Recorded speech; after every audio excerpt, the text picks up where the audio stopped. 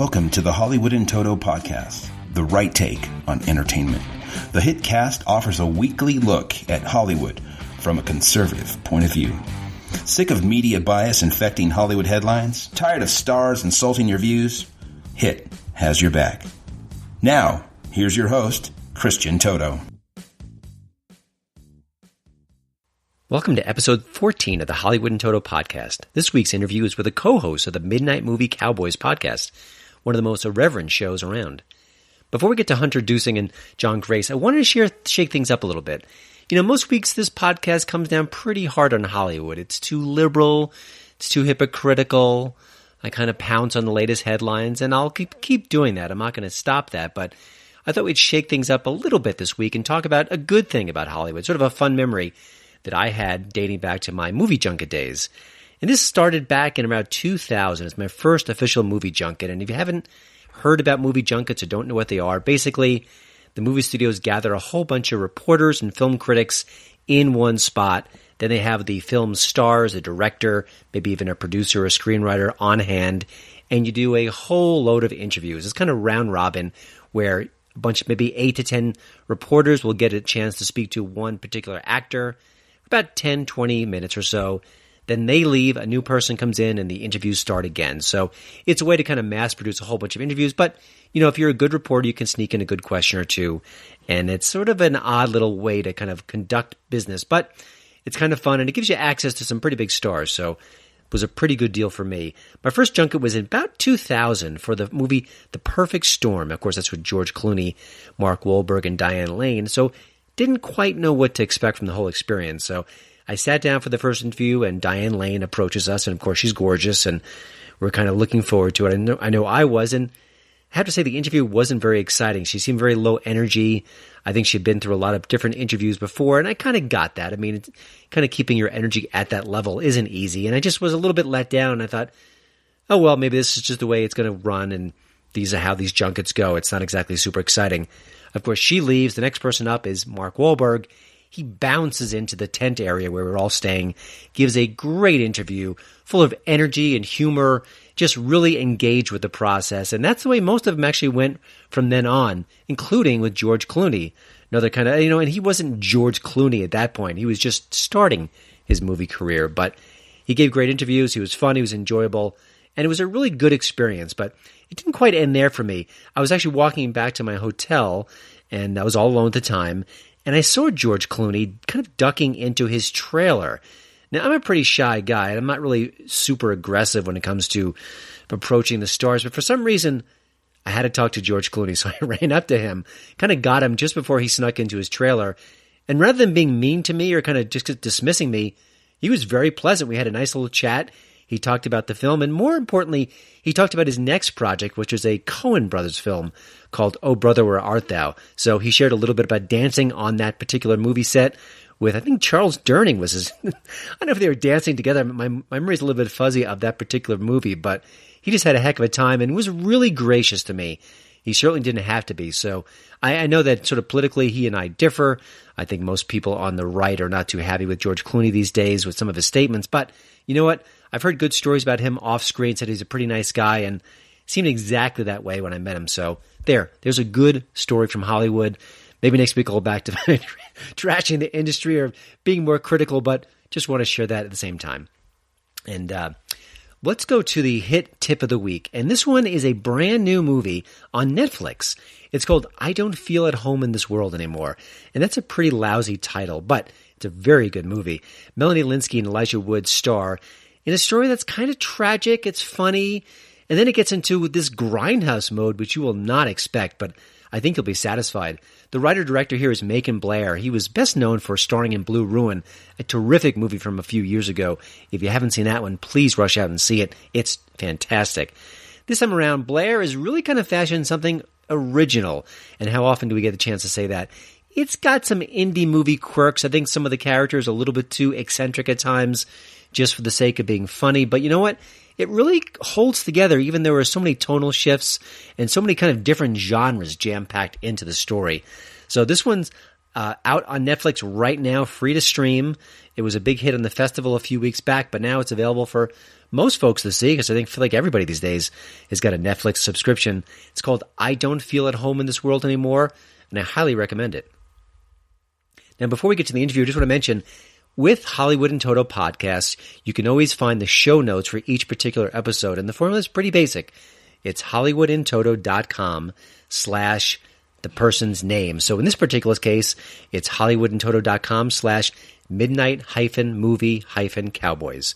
That's the formula for all shows. And of course, the show notes have the different links to the different performers, where you can find their work, social media sites, and some of the things that are referenced within the different podcast shows. So let's get to this week's interview. The Midnight Movie Cowboys podcast is your one-stop shop for the most eclectic film chats around. Don't believe me? Well, they'll veer from a comic dissection of Rob Zombie's 31 to a look back at a documentary like Pumping Iron 2, The Women. That's range. It's unexpurgated, and sometimes it actually leans to the right, which is kind of refreshing in and of itself. You can find their show at midnightmoviecowboys.com, as well as the usual podcast destinations. So here's my chat with the show's co-hosts, Hunter Dusing and John Grace. I was digging into your background, your past, and you guys are old timers. I mean, 2010 was the last, sort of the first episode that I can tell you guys were on. That's sort of ancient in podcast years. Yeah. I was trying to listen to some of it, and I got a bit of a hint of sort of how the title came about. But just from your own perspectives, take us back then, and what was the goal at the time? Well, this was back. This was before John came on the show. Stuart's not here right now. He has some family stuff to take care of, but Stuart and I met on the Hollywood Saloon forums, which the Hollywood Saloon was a podcast that Stuart and I were both big fans of, and it was a very in-depth, exhaustively produced podcast, and that was very popular back then. It's no longer around, but we met on those forums, and we decided we wanted to do a podcast. Stuart was in Australia. I was in Memphis, Tennessee at the time. I'm currently in Dallas. But we sort of started out wanting to do something in the vein of the Hollywood Saloon, and the shows we did came out much more sparingly. The Saloon didn't come out every week. It was whenever they finished a show, and there was so much editing that it took forever. That we kind of started doing the same thing until we kind of realized it was not really our style and kind of counterproductive, and it became just more straight conversation. But the title, I mean, Stuart and I just both like 70s movies, and so we just took Midnight Cowboy and we just added movies in there because we liked cult movies and stuff like that. And interestingly enough, Andy Sims, formerly of the Hollywood Saloon, one of the co-hosts, did all the artwork for our show. So hat tip there. There's some of the Saloon influence that remains. Gotcha. Now, looking back at the show then and now, and I don't know how often you guys get a chance to listen to your old shows, or even just think back, is it much different? The vibe superficially to me seems pretty similar, but how do you think the show's evolved over the years? Well, I think Stuart and I are very different as people than we were back then. I think the show is more political now than it was. And, we were always kind of leaning right and all that, but it became more overt recently. And I think the biggest thing that sort of changed the show was John. And we got John on because he was doing a podcast that Stuart and I were big fans of. And we had him and his former co-host on. And his show was taking a break, but that break would end up lasting forever. And so we had him on for a while, and he just, we just made him the third co-host. And we switched to a weekly format, and it was more free-form conversation, lots of tangents, not very structured, not a lot of prep, That's okay. Yeah, but yeah, so I think one of the biggest things that, changed it for the better, I think, was bringing John into the fold. Gotcha. No, I kind of know you, Hunter, through the years. We're kind of in a way, kind of cyber colleagues as we work together in certain situations. But tell me a little bit, both you guys, your movie backgrounds. I mean, not so much you're in film, but just your connection to movies and just a kind of a personal anecdote or two that kind of fleshes it out for people who haven't heard the show yet. Well, I'll go real quick. For me, I got into movies kind of in college. I started just out of boredom digging into art house film and taking film classes. And I ended up working in the film industry for a while.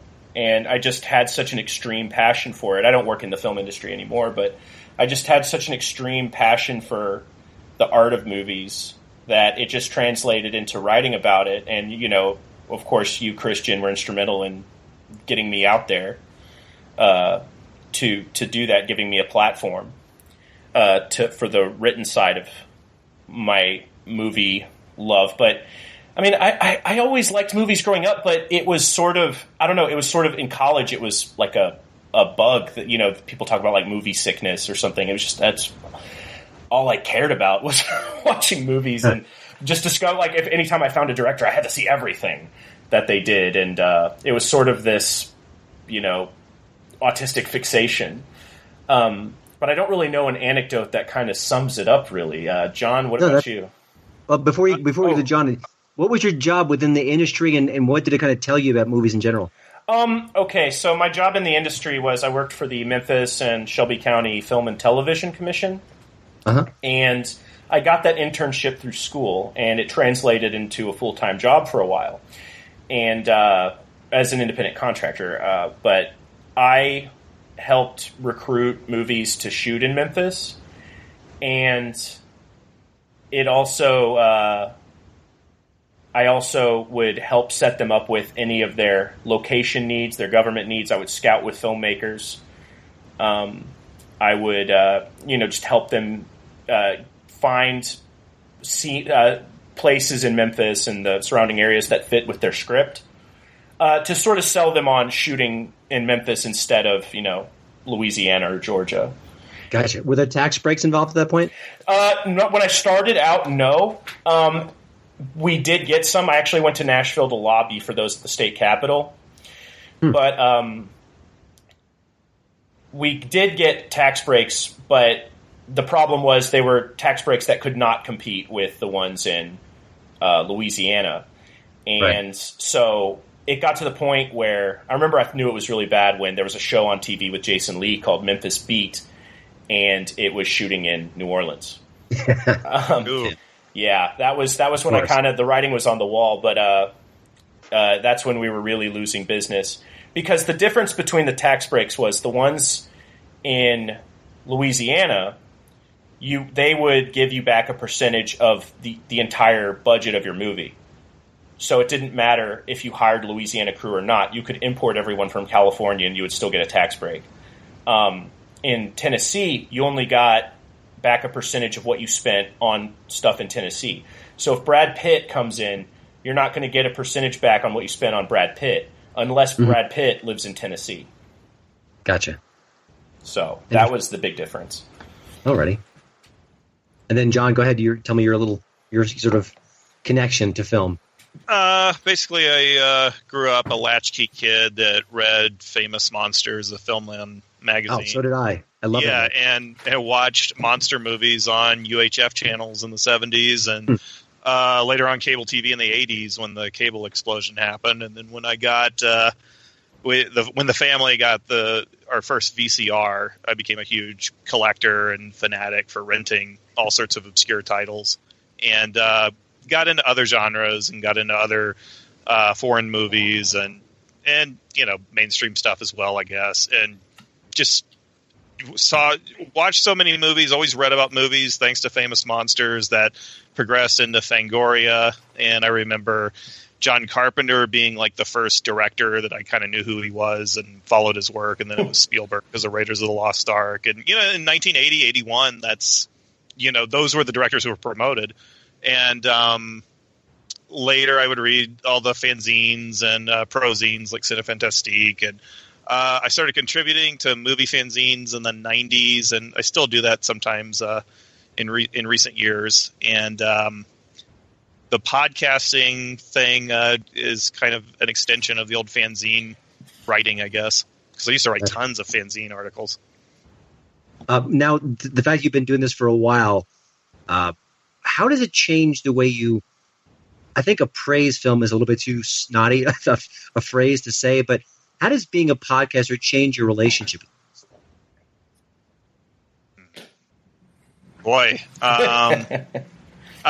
you really get to where you don't like a lot of new product. If you're doing a podcast where you have to see new movies all the time, which was what I was doing in my previous podcast, is we were constantly reviewing new films, and I really got to where I was hating films because it wasn't where my interests were, and I also realized like current films weren't going in a direction I wanted. And we've devoted several shows to this about how bored we are with what we're given for the summer, or the Christmas movie previews or whatever. It's just like this stuff is just horrible, and maybe we're just outgrowing this.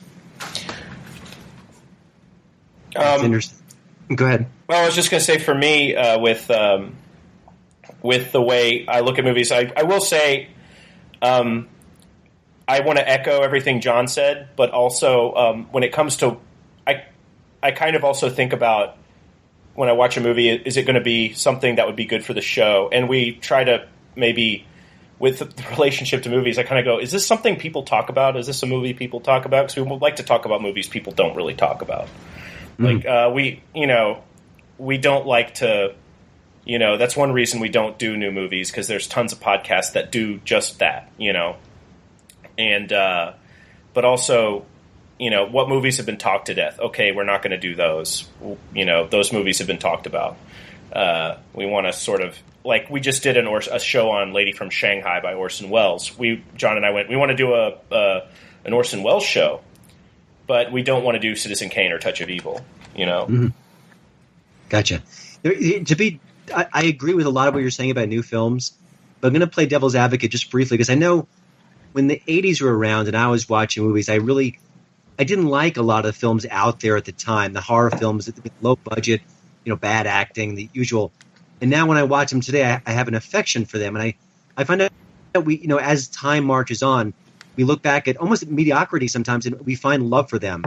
Do you think that maybe in 20 years that we'll all be looking about the movies made today and kind of reappraise them, or do you think it's a genuine shift in the kind of the quality of what we're seeing? I'm going to say that I think you're not totally. I mean, it's only time will tell. I mean, who knows? Maybe we'll look back fondly on the Marvel movies once the superhero bubble bursts, if ever. But I do think that there's been a genuine shift in the way Hollywood makes movies. In that Hollywood does not make movies for Americans anymore. They make movies for a global audience, and therefore, I think their appeal is less. It appeals less to me as a result, because these are movies made for everybody. Therefore, they kind of, I don't know who some of these movies are made for, but I mean, they make money. So, but I do think that the focus of Hollywood's product is no longer Americans. It's China. It's the rest of the world, and that shows in that's where they get the money. So, I think that is going to. I think that does come through in the movies. Any other thoughts, Sean? Well, I've noticed that when I go back and watch a film that I enjoyed from the 80s to the 90s, I don't like it as much. It's like I watched Lethal Weapon 2 a couple of weeks ago, which I liked back when it was released, and I just thought it was awful because because with age and learning more about movies throughout the years, as I'm breaking them down differently and recognizing bad screenwriting or by committee screenwriting, which happens with a lot of big studio action pictures. And I don't see the stuff that I'm not caring much for these days being worth a look 20 years from now. I just don't. They're making them, like Hunter said, for a global audience. I don't even think they know what that global audience wants. And I think they're just more concerned with how things look rather than how they feel. Gotcha. That's the problem with movies today. Yeah, that's interesting.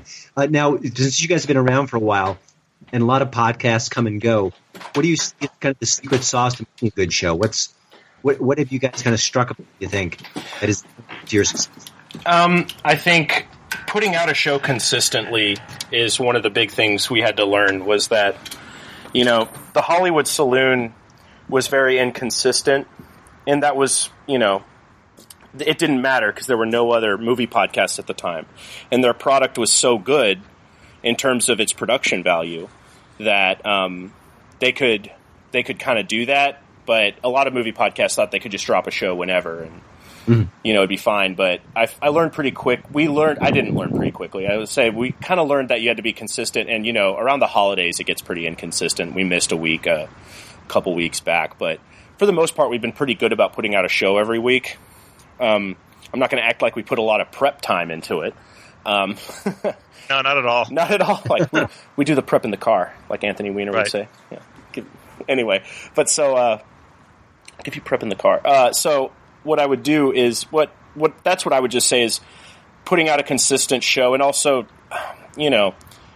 I think our perspective is a little more unique, because most I think shows are hosted by people with California politics, and I think there's a different perspective there that we have that attracts a different audience, in good ways and bad.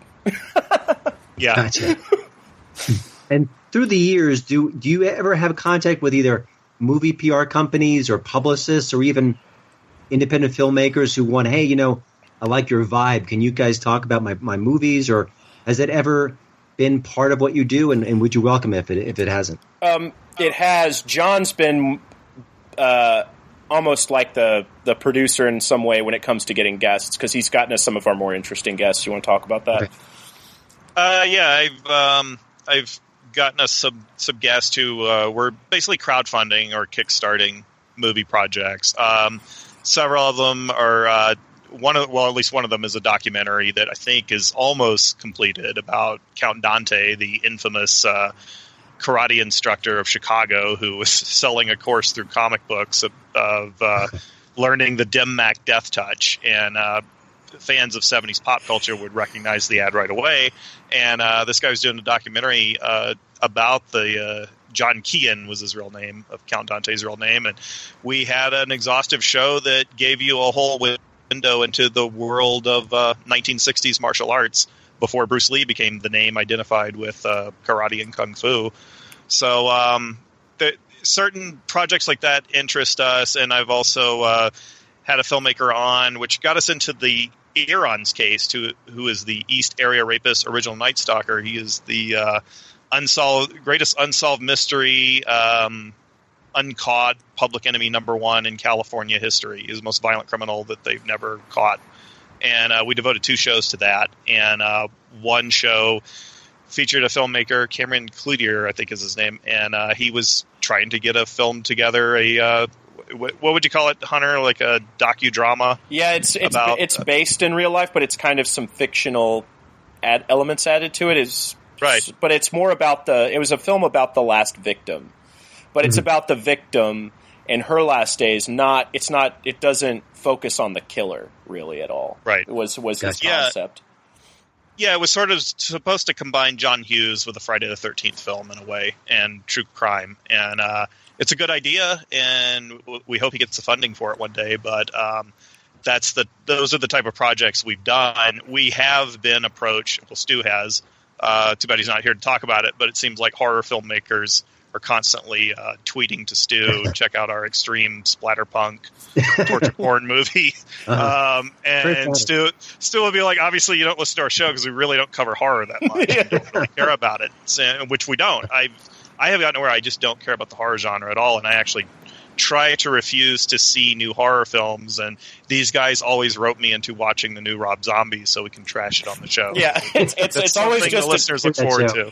It's something. Every time we do a Rob Zombie movie, I always think, isn't this going to be great fun? John's probably hating every second of it. And isn't this funny? Isn't this funny? And then I sit down to watch the Rob Zombie movie, and then I go, oh, shit, I have to watch it too now. And then I sit there and think, why did I want to do this? Those end up being the comedy classics that really bring in the listeners, because we get new fans every time we drop one of those. Yeah. So. Gotcha. Speaking of listeners, talk a little bit about what your relationship is with them, and do they kind of shape the show in some small way? Or, I mean, can what they tell you when their feedback, love you guys, hate you guys, do this, do that, does that sort of integrate into the overall show, either directly or indirectly? Not really. I mean, they will influence the show in that some of them will request topics, and we try to, as long as it's not something we just don't want to do, like some new horror movie or something, we try to do it if it sounds interesting. So we get suggestions from listeners, but we have a Facebook group where we interact with people, and it's good fun. And sometimes we'll do a show. We have a guy who comes on the show, a filmmaker named Garo Nagosian, who people may know as Fake Paramount on Twitter.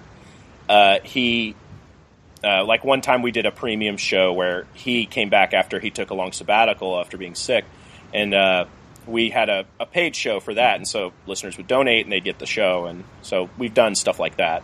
But yeah, I mean, when it comes to criticism, I mean, it never really enters my head, really. Gotcha. Yeah, we don't get a lot of negative feedback. I mean, we've had some.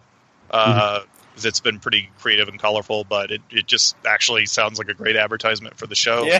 Cast the movie, banned in 31 countries type thing. Yeah. What's interesting, I find, is that we have fans in other countries, like in Europe, and we might even have South American listeners, but we have like fans in England and Germany, which is stunning to me that anybody even bothers to listen. So yeah, you talked a little bit before about sort of your right of center political views, and to me, as a conservative film critic, I'm occasionally, I don't want to say at a loss, but it feels weird to love Hollywood and love the arts, and yet know that my politics are an anathema to so many people creating the art.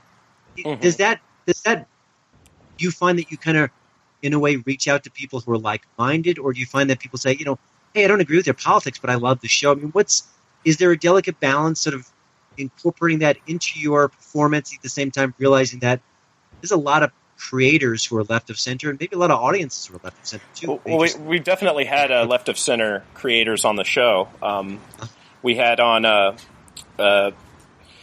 Jonathan Kesselman, who directed The Hebrew Hammer, when we did that, and that discussion was mostly centered around politics. But when it comes to, I don't know, we just kind of say what's on our minds most of the time. I mean, we do kind of rein it in a little bit so as not to be too horrifically alienating. Would you say that's accurate, John? Yeah, I wouldn't say we're like a lot of left-leaning podcasts that basically refer to anybody with different political views as Nazis. No, like we don't we don't talk like that. We don't.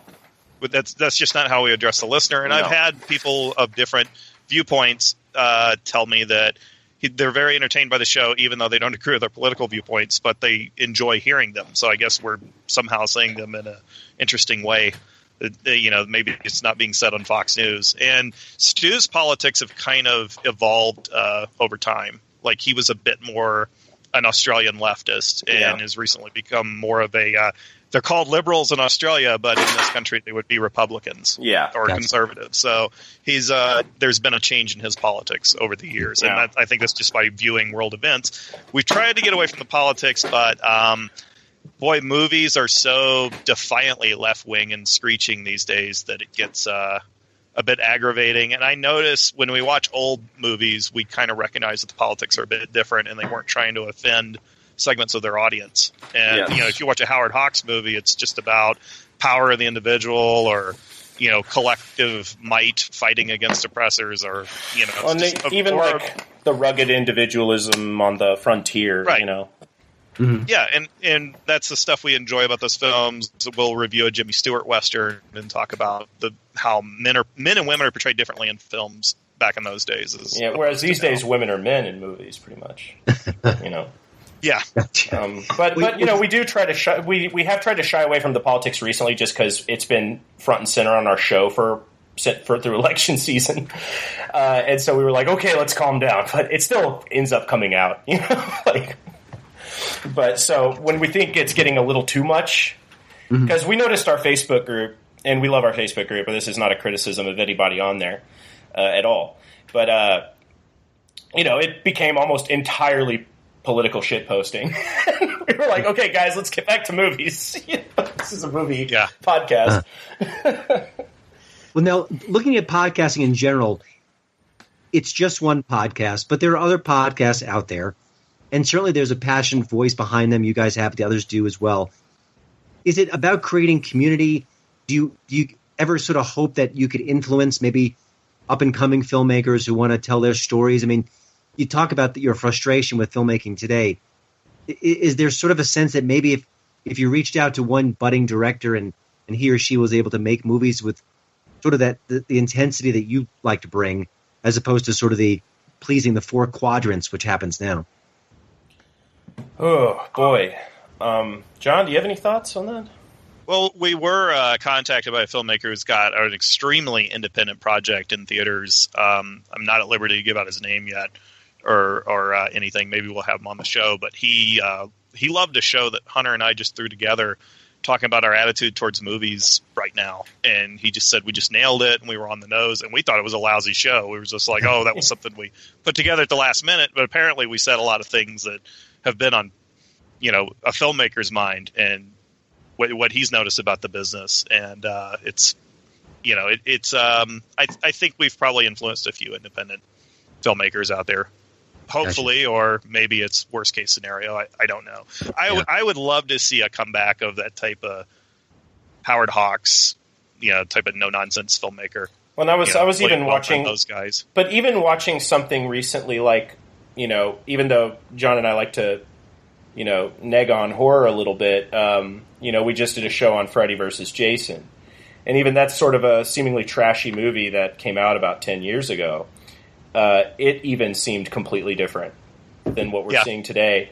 And we even felt nostalgia for it. And it kind of made me think of your comment earlier, Christian, about like 80s movies. Like I was like, oh, this is just kind of fun, goofy stuff. But we were like, oh, actually, this movie looks like a real life comic book more than other ones. And we were having a discussion about that. But even I was watching Kevin Costner's Open Range recently. And I was like, even that type of movie's gone. Even that type of film, like I'd like to see something like that come back, Mm-hmm. Yeah, sort of that mid-level movie just doesn't have a place right now. So, Bret Easton Ellis talks about that a lot on his podcast, the disappearance of the middle-budget adult drama. Yeah, well, it's all on TV now, so. Yeah, or something like The French Connection. I was watching that last week for like the fourth time, and I'm just like, what happened to this type of realistic police drama? But a lot of the gimmicks that film introduced to Hollywood, it's been cannibalized by TV police shows. It wouldn't, the documentary style wouldn't seem unique now to a new viewer. No. So, well, before I let you guys go, we kind of like to always ask the guests for some tips about what they're watching, listening to, maybe books they're reading right now. So I'll ask both of you guys, what are you guys listening to or checking out? Maybe not the obvious stuff, maybe something a little bit off the beaten path that you think is, frankly, your particular cups of tea. So anything out there that you can recommend to people? Oh goodness. As far as podcasts go, or TV, or movies? Movies, TV shows, books you're reading, an album you're checking out? Let me think about that. Or even a podcast, frankly. Oh gosh. Hold on, let me think about this for a second. John, do you have anything that's leaping out for you? Well, I don't listen to other podcasts because I don't want to be inspired by them. Well, I don't listen to any movie podcasts anymore. Yeah, just about. I just don't listen to those anymore. But, I've been reading the trashy bestsellers by Irving Wallace because they were recommended to me by the crime novelist James Ellroy, and they're the type of books that probably wouldn't be published today, but they were bestsellers written for the blue collar audiences of the 60s and 70s, and a lot of his books were made into movies, like The Man, which is about the first black president. I think the movie starred James Earl Jones. And I just finished one called The Fan Club, which apparently they wanted to turn into a film with Raquel Welch, and it just didn't happen because reading the book, it would have been such a tasteless, misogynistic film. There's just no way. Even in the 70s Hollywood, it wouldn't have been made. But it's an amazingly good, trashy thriller. And as for movies, I've been digging into Ken Takakura's Yakuza films from the 60s out of Japan. I've had to find kind of bootleg versions with subtitles. There's no audience for them over here for whatever reason. We've griped about this on the show, but it seems like companies like the Criterion Collection will only release Japanese crime films over here if there's some sort of weird fetish attached to them, or there's gay themes. Like, so we've never seen the good ones. It's like if, let's say, China wanted westerns and all they released was Brokeback Mountain, and they never showed them Rio Bravo or The Searchers. So all the classic Japanese crime dramas starring Takakura Ken have never been seen in legit form in America. It's ridiculous, but that's something I'm getting into, and there's a lot of good stuff in there. But I'm very fond of Asian cinema, like Japan and Hong Kong, and even some of the Southern Korean films are pretty good. But I'm a huge Hong Kong movie fanatic, like for the old stuff, not what they made after like 1996 when mainland China took over.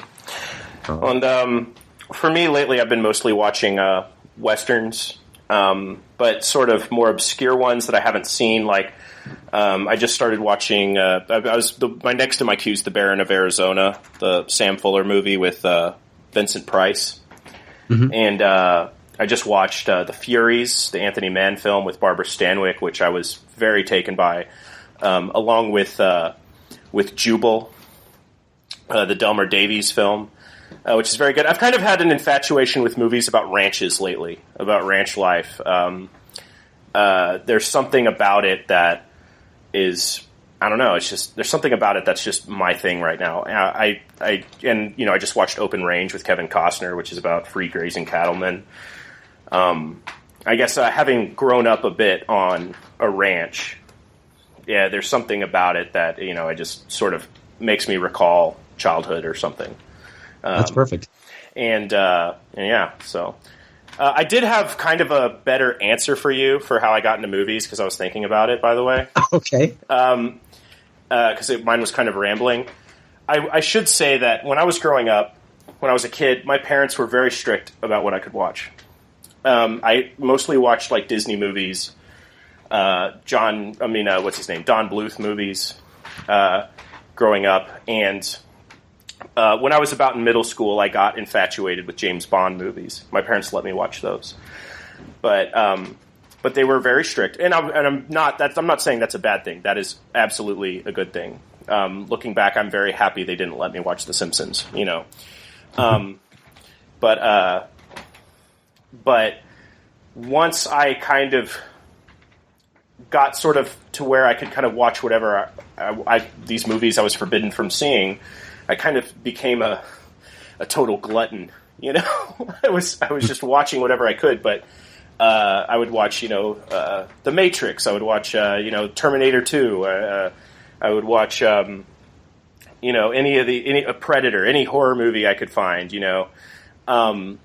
But once I got into Akira Kurosawa, that's when it was kind of all over. That was the first director him and I'm ashamed to admit this now.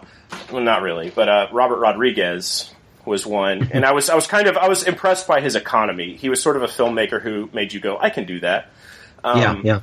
And so that's what was so fascinating to me about him. But Kurosawa was the first director where I was like, oh my gosh, I'm seeing a completely different world.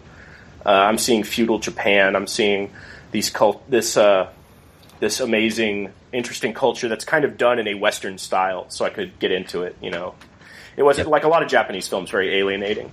But Kurosawa was very influenced by Ford and all those people. So, yeah. But no, I was thinking about that, and I was like, that would have been a better answer.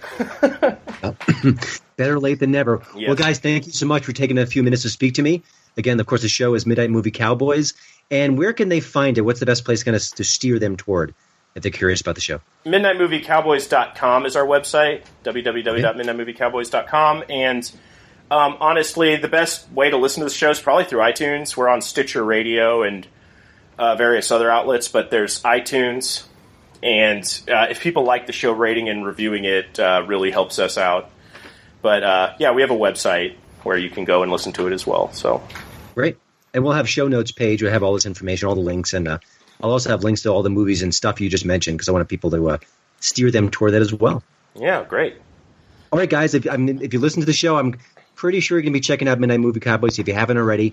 Thanks, both of you, and we will stay in touch. Thank you so much, Christian. Well, thanks again for listening. Don't forget to check out HollywoodandToto.com for both the show notes and, of course, the latest entertainment news. Please follow me at Twitter at HollywoodandToto. And we'd love it if you leave a podcast review over at iTunes. See you next week.